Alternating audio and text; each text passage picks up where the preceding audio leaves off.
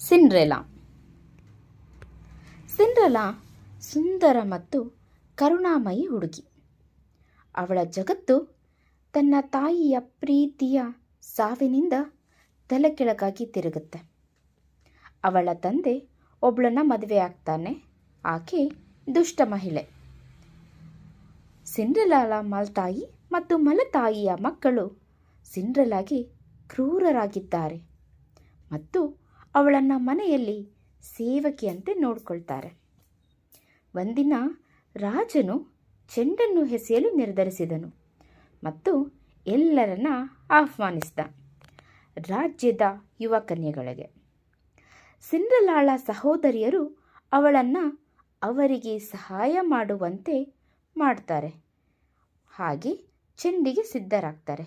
ಒಮ್ಮೆಯೂ ಕೂಡ ಅವರು ಅವಳೊಂದಿಗೆ ಹೋಗಲು ಬಯಸುತ್ತೀರಾ ಅಂತ ಕೇಳಲ್ಲ.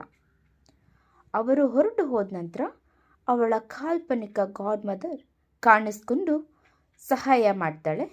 ಸಿಂಡ್ರೆಲಾ ಸ್ವಲ್ಪ ಮ್ಯಾಜಿಕ್ನೊಂದಿಗೆ ಚೆಂಡಿಗೆ ಹೋಗ್ತಾಳೆ.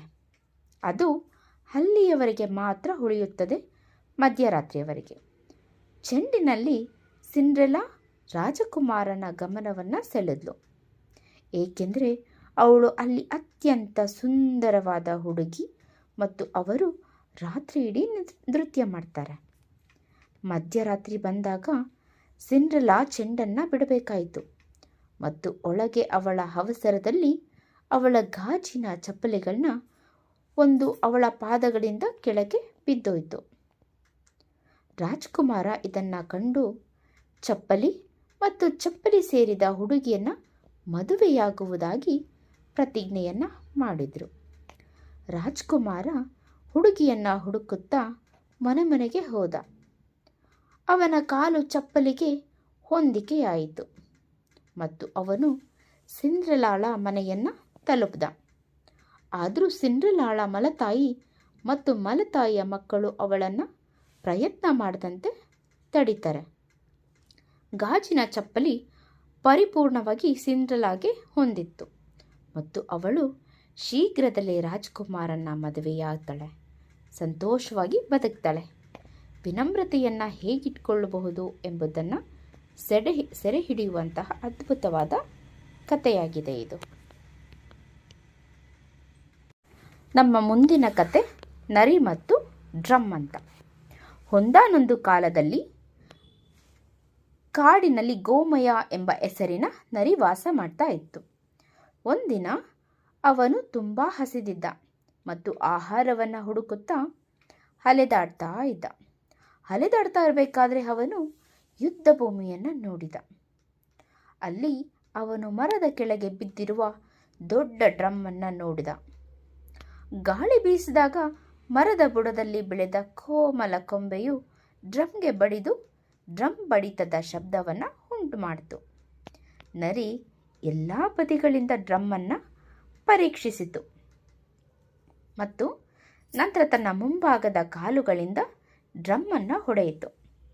ಡ್ರಮ್ ಶಬ್ದ ಮಾಡಿತು. ಈಗ ನರಿ ಡ್ರಮ್ ಒಳಗೆ ಬೇರೆ ಯಾವುದಾದರೂ ಸಣ್ಣ ಪ್ರಾಣಿ ಇರಬಹುದು ಮತ್ತು ಅದು ಅವನಿಗೆ ತುಂಬ ರುಚಿಕರವಾದ ಊಟವನ್ನು ಮಾಡುತ್ತೆ ಅಂತ ಅಂದ್ಕೊಂಡ.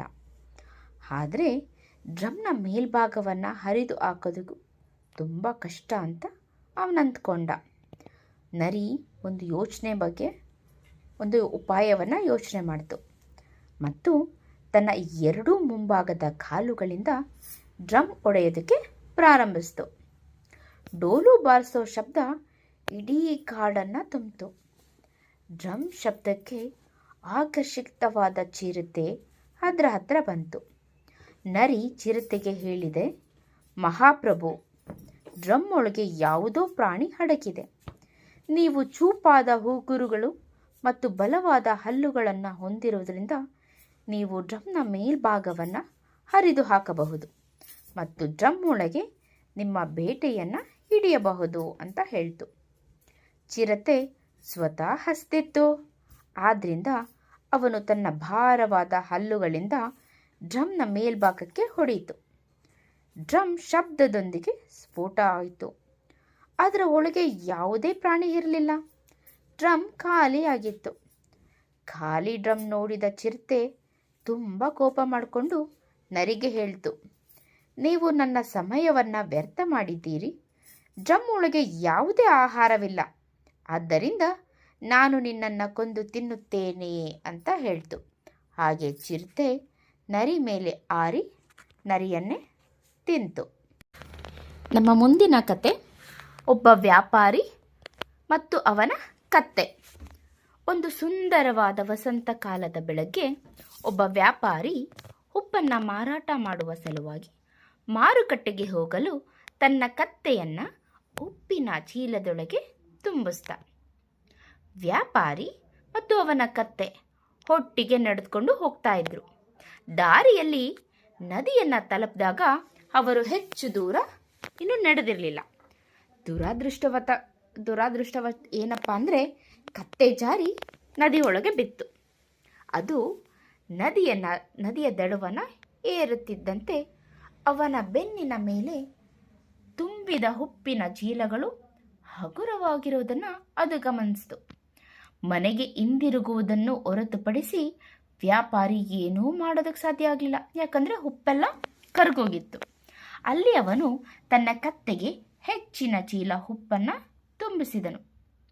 ಅವರು ಮತ್ತೆ ಜಾರುವ ನದಿಯ ದಡವನ್ನು ತಲುಪಿದಾಗ ಕತ್ತೆ ಈ ಬಾರಿ ಬೇಕು ಅಂತಲೇ ನದಿಯೊಳಗೆ ಬಿತ್ತು. ಹೀಗಾಗಿ ಮತ್ತೆ ಉಪ್ಪೆಲ್ಲ ವೇಸ್ಟ್ ಆಯಿತು. ಅಷ್ಟೊತ್ತಿಗಾಗಲೇ ವ್ಯಾಪಾರಿಗೆ ಕತ್ತೆಯ ತಂತ್ರ ಗೊತ್ತಾಯಿತು. ಅವನು ಪ್ರಾಣಿಗೆ ಪಾಠ ಕಲಿಸಬೇಕು ಅಂತ ಬಯಸ್ದ. ಅವನು ಕತ್ತೆಯೊಂದಿಗೆ 2ನೇ ಬಾರಿ ಮನೆಗೆ ಹಿಂದಿರುಗ್ದ. ವ್ಯಾಪಾರಿ ಅದರ ಬೆನ್ನಿನ ಮೇಲೆ ಸ್ಪಾಂಜುಗಳ ಚೀಲಗಳನ್ನ ತುಂಬಿದ. ಇವರಿಬ್ಬರು 3ನೇ ಬಾರಿ ಮಾರುಕಟ್ಟೆಗೆ ತಮ್ಮ ಪ್ರವಾಸವನ್ನು ಪ್ರಾರಂಭ ಮಾಡಿದ್ರು. ನದಿಯನ್ನು ತಲುಪಿದಾಗ ಕತ್ತೆ ಬಹಳ ಬುದ್ಧಿವಂತಿಕೆಯಿಂದ ಮತ್ತೆ ನೀರೊಳಗೆ ಬಿತ್ತು. ಆದರೆ ಈಗ ಹೊರೆ ಹಗುರ ಆಗೋ ಬದಲು ಭಾರವಾಯಿತು.